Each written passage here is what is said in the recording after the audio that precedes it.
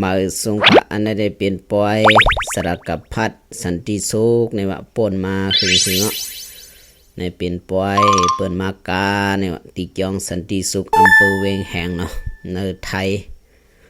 ในได้เป็นสันติสุขกำนำเนี่ยที่เป็นไตกำนำเอาอันกันมาตัวในปอยในมีสังเนี่ยในเปิ้นมากาเนาะเปิ้นได้มากาเป็นหมู่เป็นซุ่มเนี่ยมันบ่เหมือนเมืองเฮาบ่เป็นเมืองไทยเลยนะเมืองเฮาได้บ่ก็ใหญ่อิดอาสาใหญ่อิดได้เปิ้นกาเนาะการเมืองไทยเนี่ยได้กาไหลกูข้าวเนาะว่ากวนเฒ่ากวนเก๋ปลาควันเต่าขึ้นกาก็เปิ้นว่าสังเปิ้นปันแห้งเนาะเมืองเฮาได้เฒ่าอีได้ขึ้นกาได้เปิ้นเซนะเมืองไทยได้เปิ้นยุกย่อง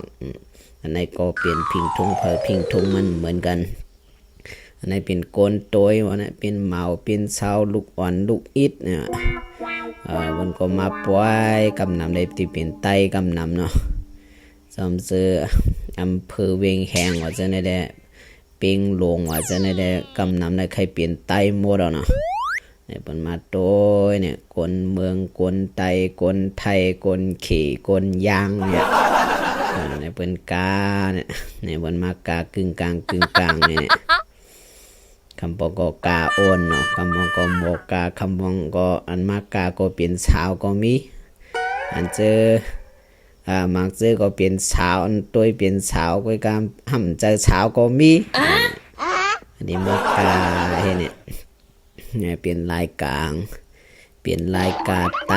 เนี่ยพอเผอโมกาก็ขึ้นกาอะไรนะปันจะล่างไอ้ขึ้นกาอะไรมีมักขังว่าสูปาซีซูมในกามจะเจอนั้นเมืองเปิ้นในเผอโมกาจังก็กาไรนี่วะอันเจอได้หาหลักไทยสาวไทยซิวเอ็นกันนะหาไทยก้นเท่าก้นเก๋